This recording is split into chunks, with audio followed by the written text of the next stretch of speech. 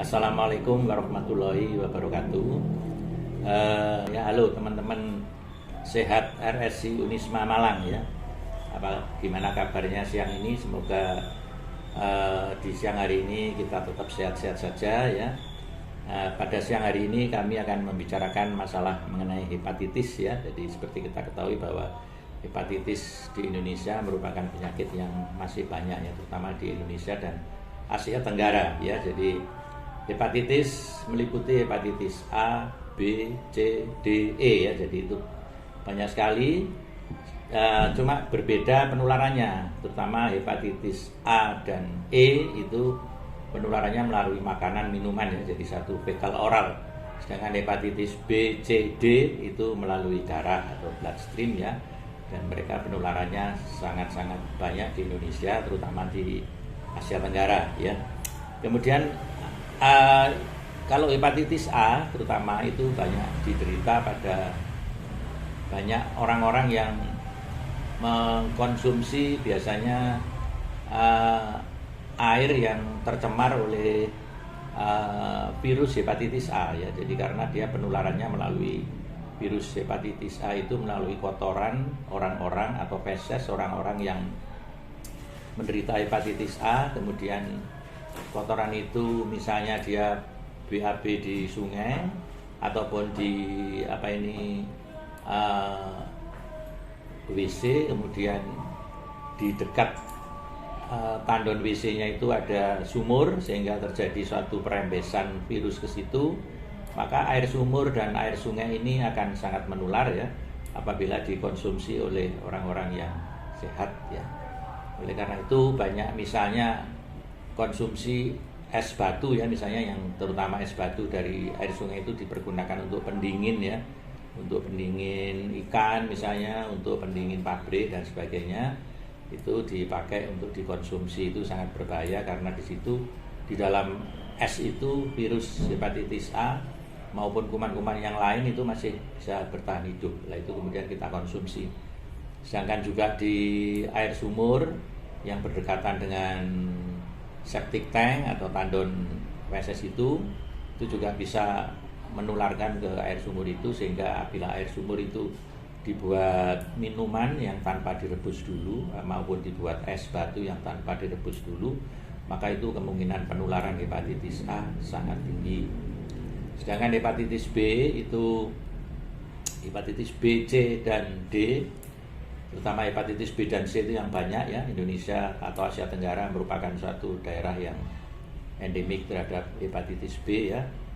Itu maka itu sangat harus diperhatikan karena penularannya melalui darah ya. Baik darah itu bisa melalui suntikan pada misalnya pengguna narkoba, kemudian bisa melalui transfusi darah, bisa juga melalui ibu yang hamil dengan hepatitis B yang menular ke anaknya melalui plasenta atau ari-ari itu ya. Jadi itu makanya itu, dan terutama hepatitis B dan C ini sangat ditakuti karena penyakit ini bisa menjadi kronis dan akhirnya bisa menjadi komplikasi yang sangat berbahaya adalah sirosis hepatis atau hatinya menjadi mengeras ya, sirotik, fibrotik ya. Karena sirosis hepatis ini mempunyai gejala yang banyak dijumpai ya, terutama di Indonesia. Itu penyebab utamanya adalah karena hepatitis B dan C. Jadi post hepatitis B dan C ya, disebut sebagai post necrotic cirrhosis ya, post necrotic cirrhosis kalau karena hepatitis B dan C. Ya, jadi penyebab lain dari cirrhosis selain post necrotic cirrhosis yang disebabkan karena post hepatitis B maupun post hepatitis C, misalnya karena pemakaian alkohol yang lama ya. Jadi pemakaian alkohol yang lama itu bisa menyebabkan suatu alkoholik cirrhosis ya. Nah itu yang sering juga sekarang mulai banyak karena banyak anak-anak muda yang sekarang konsumsi alkohol ya. Itu harus diwaspadai. Kemudian berikutnya adalah malnutrisi ya, malnutrisi. Jadi malnutrisi atau kekurangan atau defisiensi dari protein, kalori itu juga bisa menyebabkan satu cirrhosis yang disebut sebagai malnutrition cirrhosis ya. Kemudian juga penyakit paru-paru menaun ya, misalnya asma bronkiale maupun kronik obstruktif pulmonary disease COPD ya. Juga misalnya emfisema paru itu bisa menyebabkan kegagalan jantung kanan ya, akibatnya timbul bendungan mundur ya. Akhirnya terjadi bendungan pada hati ya. Itu yang menyebabkan juga sirosis hepatis yang biasanya disebut sebagai kardiak sirosis, karena sirosis yang disebabkan oleh karena penyakit jantung kanan ya, kardiak sirosis. Kemudian juga batu empedu juga sangat harus hati-hati ya, karena batu empedu menyebabkan penyumbatan ya pada saluran-saluran empedu baik di luar maupun di dalam hati ya. Itu bisa menyebabkan suatu sirosis juga yang disebut sebagai biliary cirrhosis ya.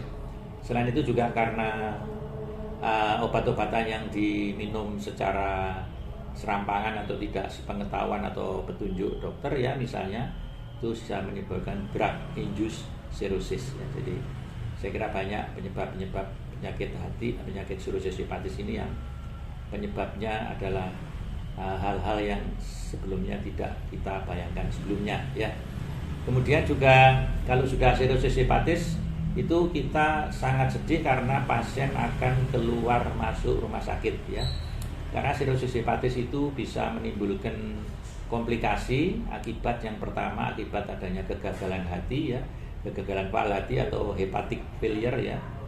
Kemudian juga akibat dari portal hipertensi ya, adanya hipertensi portal ya, yang akan menyebabkan gejala-gejala klinik yang timbul antara lain yang pertama kali nanti adalah timbulnya varises usofagus. Jadi Anda tahu varises ya, yang seperti di kaki ya, di kaki kemudian di dubur dan sebagainya. Ini terjadi pada pembuluh darah vena yang ada di usofagus ya. Pembuluh darah vena di usofagus akan melentung-melentung seperti varises dan itu suatu saat gampang pecah, apalagi kalau tergores atau makanan yang keras ataupun kita tekanan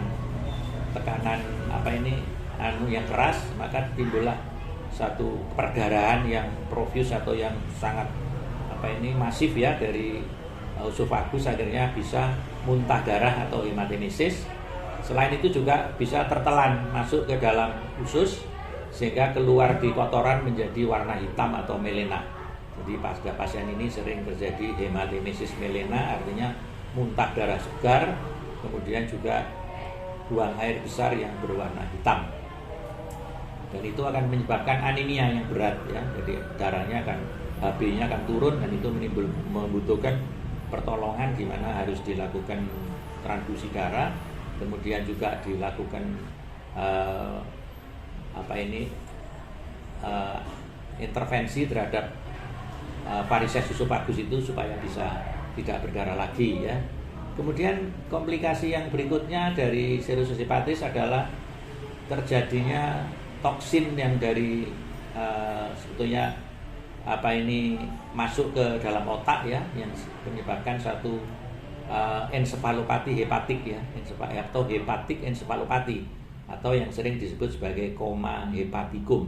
Penderitanya akan koma ya, akan koma. Dan tanda khas yang timbul pada orang yang pre-koma hepatikum biasanya ada flapping tremor ya. Flapping tremor itu seperti orang awe-awe ya. Jadi kalau ada pasien seolah-olah kita ini di awe gini ya, itu disebut sebagai flapping tremor. Itu adalah tanda permulaan untuk terjadinya satu koma hepatikum atau hepatik ensefalopati ya.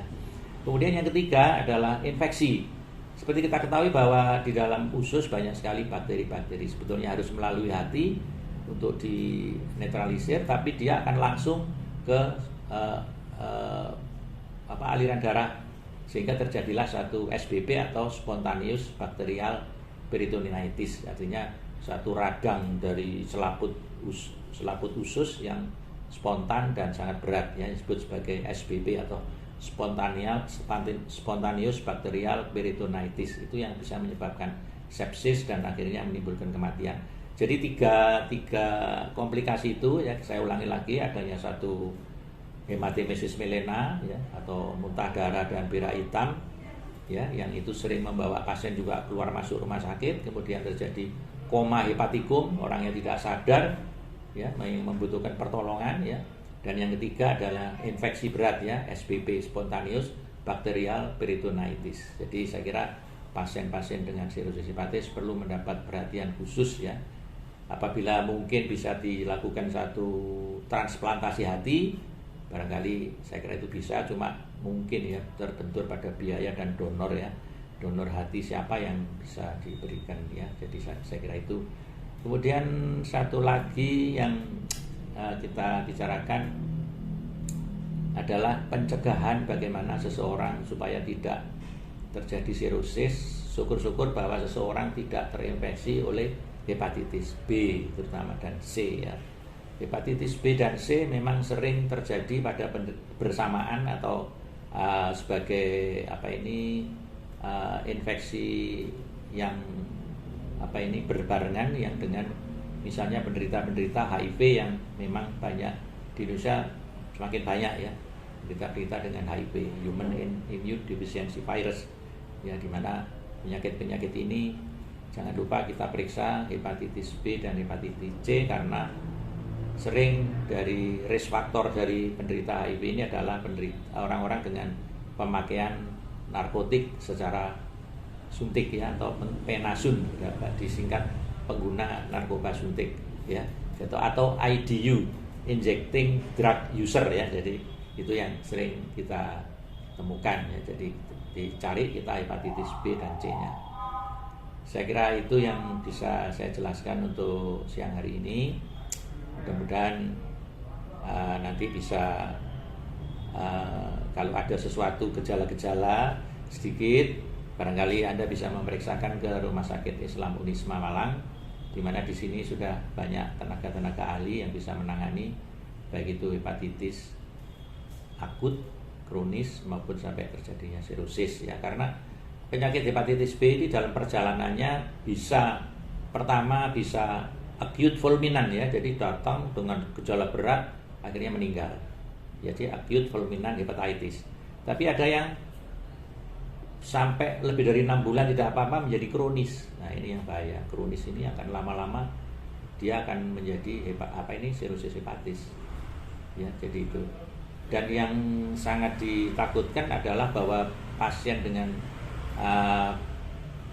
penyakit hepatitis B kronis ini kadang-kadang tanpa gejala yang bisa membawa kita ke dokter ya. Apalagi kalau masih stadium awal, itu dia merasa seolah-olah kadang-kadang dianggap perut tidak enak, sebah, mual, masuk angin ya. Masuk angin akhirnya ya sudah dikeroi, diminumi tolak angin dan sebagainya, sudah selesai. Tapi dalam perjalanannya penyakitnya akan terus ya.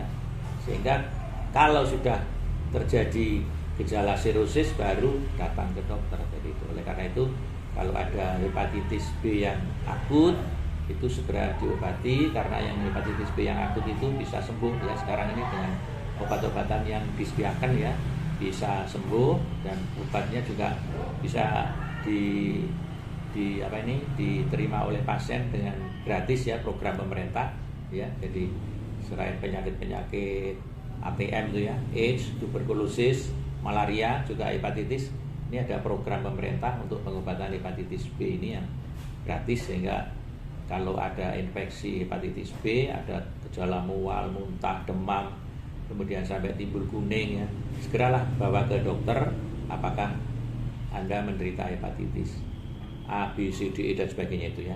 Syukur-syukur kalau itu, jangan syukur ya, kalau itu hepatitis B ya, maka segera kita obati, dan kalau stadiumnya awal atau akut biasanya bisa sembuh dengan baik ya. Saya kira itu. Terima kasih, terutama untuk teman-teman sehat RSI ya, teman-teman sehat RSI Unisma ya. Saya harapkan bisa ceramah ini bisa dimanfaatkan untuk diulang kembali kepada yang lain ya. Saya kira itu. Terima kasih. Wassalamualaikum warahmatullahi wabarakatuh.